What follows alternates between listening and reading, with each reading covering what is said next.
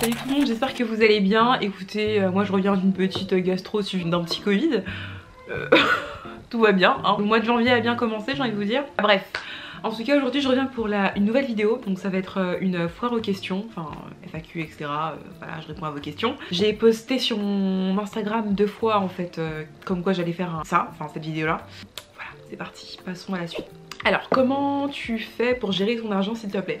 Alors, faut savoir que moi quand je suis arrivée, je suis venue avec 300 euros. J'ai oublié de changer ma monnaie, donc en fait j'avais 300 euros. Hein. J'avais 300 euros sur moi alors que j'étais aux États-Unis, surtout que pour trouver un change dans ma ville ou quoi, enfin c'était la galère. Donc du coup en fait je pense que c'est ça qui m'a aidé. Et en fait mon compte bancaire en fait je l'ai eu au bout de 1 mois je pense. Au bout d'1 mois à peu près je l'ai eu.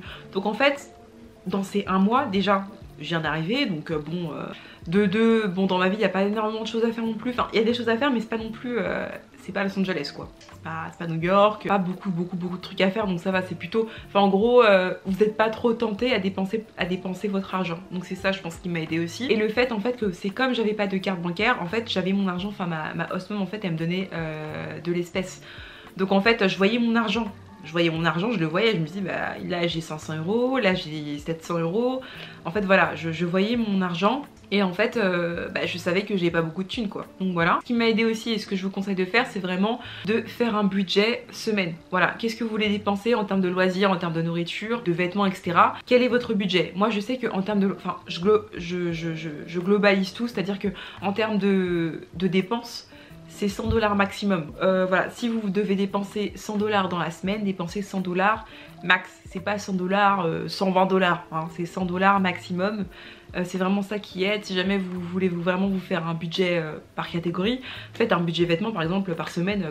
Je dépense seulement, je m'achète seulement un petit haut, 20 $ max. Je me fais que un resto par semaine. Je mets que je sais pas moi 15 $ en restaurant. Enfin vraiment voilà. En fait le truc c'est vraiment de limiter votre budget. Parce que si vous commencez à acheter votre Starbucks, à acheter votre petit top tous les jours là, si vous allez à Fashbino, à TJ Maxx tous les jours là, vous n'allez pas vous en sortir. Donc vraiment la clé c'est vraiment de faire des budgets, c'est vraiment de, voilà, j'ai un budget de ça cette semaine, en semaine, etc. Et en fait c'est à ce moment là que vous voyez en fait vraiment votre monnaie augmenter et que vous pouvez en fait avoir des bonnes sommes pour faire vos voyages. Voilà, en tout cas c'est comme ça que je fais. Quel abonnement faut-il résilier en France? Opérateur, mobile, assurance, Netflix. Alors pour tout ce qui est Netflix, Disney+, Prime Video et compagnie là, en fait vous n'avez pas besoin de changer vos comptes parce qu'en fait quand vous changez de pays, votre compte se met directement aux US, enfin dans le pays dans lequel vous êtes, donc vous n'avez pas besoin de changer de compte, c'est directement, ça switch directement. Après en général les familles elles ont accès à ça, donc enfin en tout cas des opères que je connaisse elles ont accès à ça aussi. Donc tout ce qui est Netflix, ici il y a Hulu, HBO Max, enfin bref il y a d'autres plateformes. Mais du coup voilà, vous leur demandez et puis normalement il n'y a pas de problème, ils vous sont d'accord pour que vous puissiez mettre ça sur votre tablette ou je sais pas quoi. Donc voilà. Alors en regardant la vidéo je me suis rendu compte que j'avais parlé que du Netflix et compagnie. Alors pour tout ce qui est opérateur mobile, alors moi j'ai suspendu ma ligne et en fait je suis chez Bouygues, donc pour suspendre la ligne c'est 7 € par mois. Donc en fait je paye 7 € par mois pour suspendre la ligne et pour pas perdre mon numéro de téléphone. Pour tout ce qui est assurance de la voiture, alors moi je continue toujours à assurer ma voiture donc au minimum. Donc je crois que c'est 40 $, c'est 40 €. Mais je vais essayer de changer ça et de changer l'assurance ou sinon de l'arrêter complètement parce que c'est énorme, 40 € par mois. Après voilà c'est tout, enfin voilà, résiliez bien votre, je sais pas si vous avez des abonnements à la salle de sport ou des abonnements comme ça, résiliez bien parce que ça part vite, l'argent ça part vite. Donc voilà, veillez bien à avoir toutes vos dépenses du mois, qu'est-ce que vous avez pris comme abonnement etc. et résiliez-le. Pour tout ce qui est appartement etc. ça je ne sais pas parce que je ne vis pas toute seule donc voilà. Mais en tout cas, voilà ce que j'ai fait pour mes abonnements. Travel Months en vue. Alors pour mon Travel Months, pour l'instant, alors en fait ce qui dépend, c'est vraiment l'argent hein, bien sûr. Mais du coup ce que j'aimerais faire c'est faire la côte ouest, donc tout ce qui est Californie, vraiment faire toute la côte. Donc Seattle, Grey's Anatomy, Forks hein, bien sûr, ensuite on descend, on a la maison d'Halliwell, ensuite on redescend, on a Disney California, on a Universal Studios, ensuite on descend encore, on a Los Angeles, bref tout ça là, ensuite on descend encore, on a Salt Lake City, High School Musical, Las Vegas, bref. ce serait vraiment ça mon truc quoi, vraiment faire toute la côte et vraiment voir toutes les choses que j'ai envie de voir et tout. Pour peut-être 2 semaines et demie, un truc comme ça, mais vraiment voilà, en un week-end c'est pas possible. En 5 jours j'en verrai pas assez, une semaine c'est trop peu pour moi, donc voilà. Donc, ton prochain voyage, alors pour mon prochain voyage, je n'ai pas encore d'idée, hein, je vous avoue, moi clairement je n'ai pas d'idée, je sais même pas ce que je vais faire. Peut-être la Nouvelle-Orléans, peut-être Chicago, peut-être Boston. Pour toi, quelle serait la meilleure période pour commencer son dossier? Alors il n'y a pas vraiment de bonne période pour commencer ce dossier, sachant que pendant toute l'année il y a plein de familles, enfin toutes les familles en fait cherchent à des moments différents. Faut savoir que je suis partie avec l'agence Cultural Care, donc en tout cas je parle de mon agence, en tout cas par rapport à mon agence. Après moi je conseille vraiment d'essayer d'anticiper en gros qu'est-ce que vous souhaitez faire après cette année ou sinon après les 2 ans. Enfin plutôt, si vous partez pour 1 an, qu'est-ce que vous voulez faire après cette année? Donc essayez vraiment d'anticiper pour pas être bloqué et me dire ah mince, bah du coup là je suis bloquée et tout, c'est chiant, donc voilà. Essayez de voir par rapport à ça et puis par rapport à vos goûts aussi. Vous voulez partir quand? Est-ce que c'est avant les fêtes de Noël? Est-ce que c'est avant? Pour du coup vivre les fêtes de Noël aux États-Unis. Enfin voilà, il y a plein de critères, donc voilà. Mais sinon il n'y a pas de meilleur moment pour choisir votre famille, pardon. Alors, en combien de temps tu as trouvé ta famille? Alors moi ma famille, je crois que je l'ai trouvée en 3 semaines à peu près. Si je me trompe pas, à peu près 3 semaines, 1 mois. Donc voilà, ça a été assez vite, c'est vrai. Peut-être que ça a été un peu trop vite. Bon après, je suis contente d'être avec ma famille, hein. Mais c'est vrai qu'en fait, il y avait beaucoup d'excitation. Donc en mode, ouais, je vais trop être partir, voilà, alors que c'est vrai que j'ai pas discuté avec... je n'ai discuté avec aucune famille. Dans le principe, et puis même vous, pour pas avoir de regrets, etc. C'est vrai, c'est bien de parler avec votre famille pour bien voir, etc. Pour avoir vraiment toutes les propositions vous avez parlé avec les personnes, etc. Donc je vous conseille de parler avec les autres familles, même si vous n'êtes pas intéressé ou quoi, je vous conseille d'en parler quand même, de leur parler. Mais du coup voilà, en tout cas moi ça s'est fait assez vite, 3 semaines, 1 mois. Ta journée type, alors ma journée type du coup, alors je vous fais un petit peu aujourd'hui à peu près ce qui s'est passé. Alors je me réveille à 6h30, 6h30. Je me réveille à 6h, hein. Je me réveille à 6h, si ce n'est 6h25. Mais du coup voilà, je me lève à cette heure-ci, 6h, je descends à 6h30. Je prépare le petit déjeuner des 2 petits, des 2 derniers. La petite en fait elle a pas besoin de moi parce qu'elle part directement à l'école avec son père, avec mon host. Du coup moi je reste seule avec les petits, je leur prépare à manger, ils mangent. Ensuite je les prépare et on se prépare pour aller à l'école, donc on quitte la maison à 8h30. On arrive à l'école à 8h45, oui parce qu'ils ont crèche, enfin crèche et garderie, hein, parce que le petit a 4 ans et le petit que je garde, le dernier, il a 1 an, donc c'est pas vraiment l'école, mais bon, vous avez compris. Du coup on arrive à 8h45, j'ai des pauses et en fait ensuite je suis en break donc pendant 2 heures. Donc en général ce que je fais, soit je filme, soit je range parce qu'il y a toujours des trucs à faire dans ma chambre, faut ranger, soit je regarde une série un film, soit je fais du sport. J'ai du sport, ça fait 2 mois que j'ai pas fait de sport, enfin bref, mais en tout cas je suis censée faire du sport. Puis après ces 2 heures de break, ce que je fais c'est que je dois préparer le lunch pour les petits, donc les 2 petits, et ensuite je vais les récupérer. Ensuite on rentre à la maison, on mange et ensuite on joue un petit peu pendant 1h, 1h15. Ensuite à 2h15 je dois aller récupérer la plus grande au stop de l'école, enfin au bus quoi. Après on revient, fait la sieste au petit, donc de 1 an, donc pendant ce temps là il dort, enfin il est censé dormir, ça dépend des jours.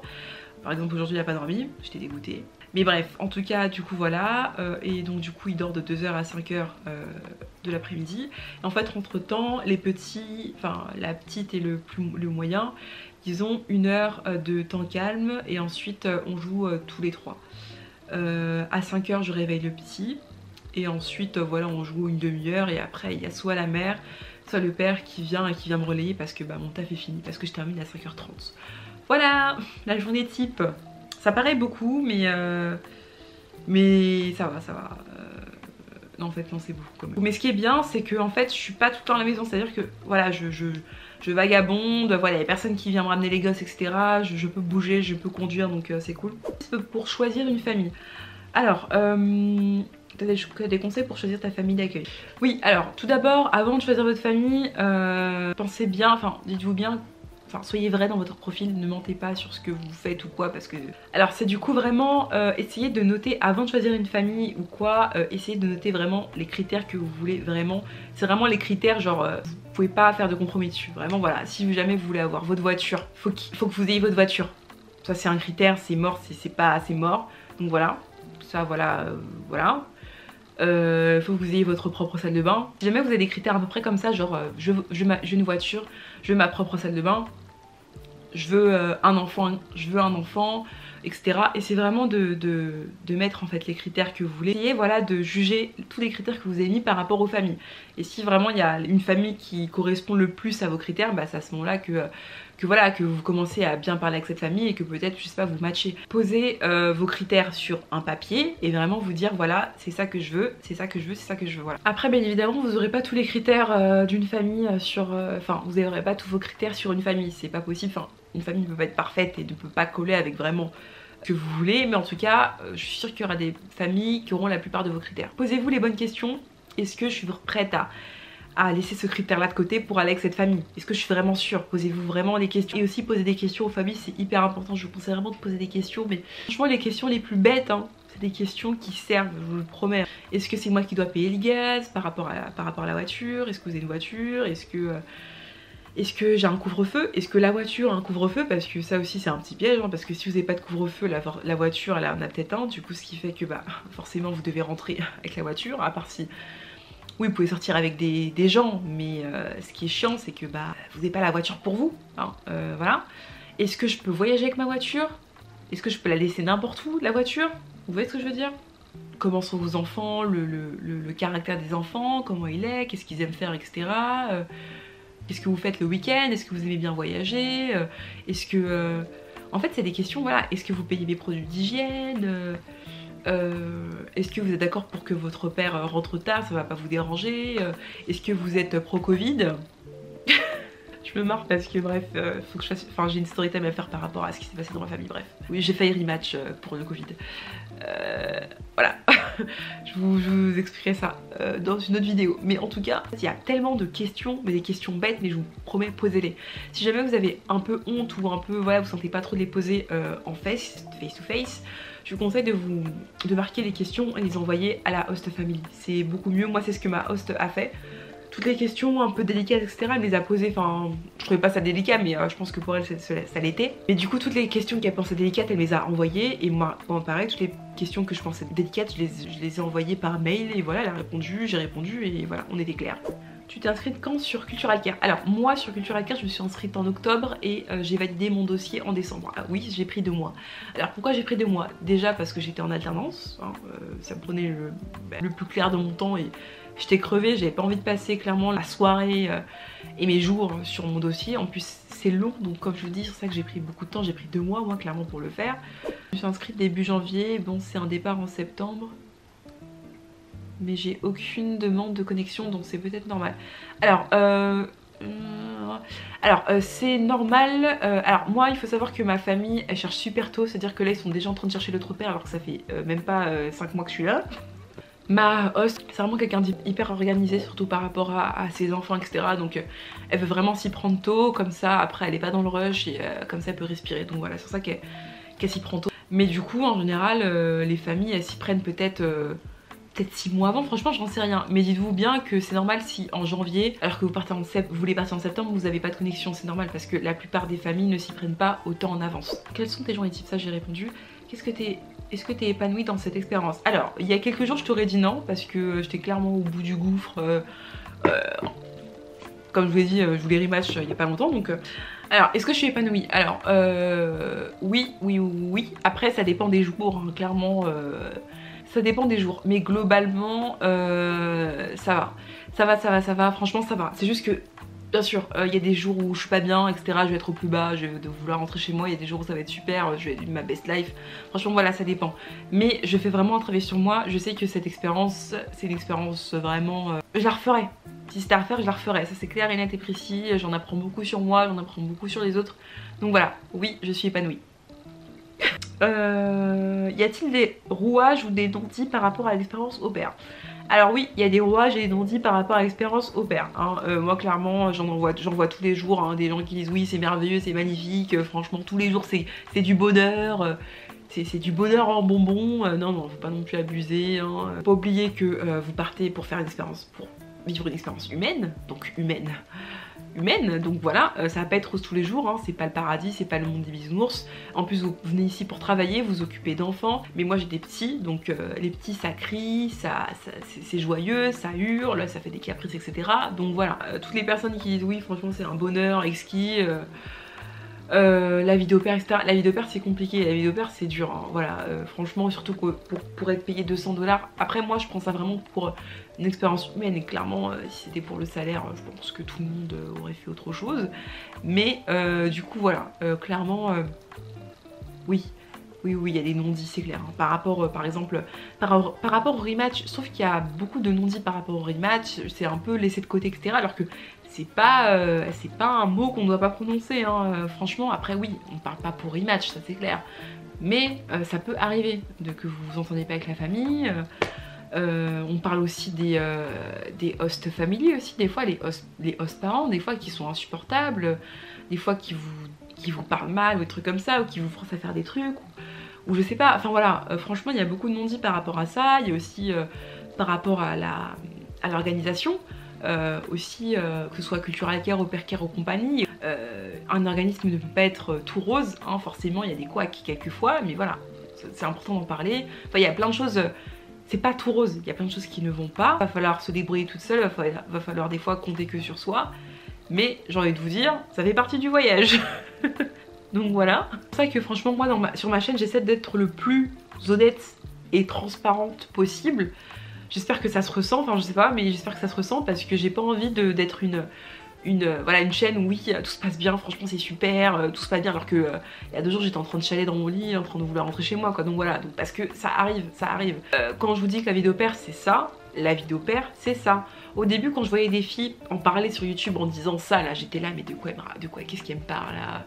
Elle est là, elle est tranquille, elle est là, c'est moi elle s'occupe d'enfants, mais c'est pas grave, enfin voilà, elle est dans une belle maison, elle a une belle chambre, elle a sa propre salle de bain, elle est aux États-Unis et tout, mais en fait c'est pas que ça, parce que vous passez le plus clair de votre temps avec les enfants. Ouais, vous pouvez sortir etc, mais le plus clair de votre temps c'est dans la maison, donc voilà. C'est un travail compliqué, faut bien se le dire, hein, voilà.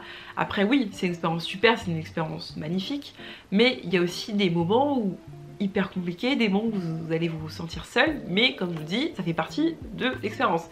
Oh, quand c'est pas ma batterie, c'est la carte mémoire. Bon, on est sur nous. L'expérience au pair, ce n'est pas des vacances, ça c'est clair.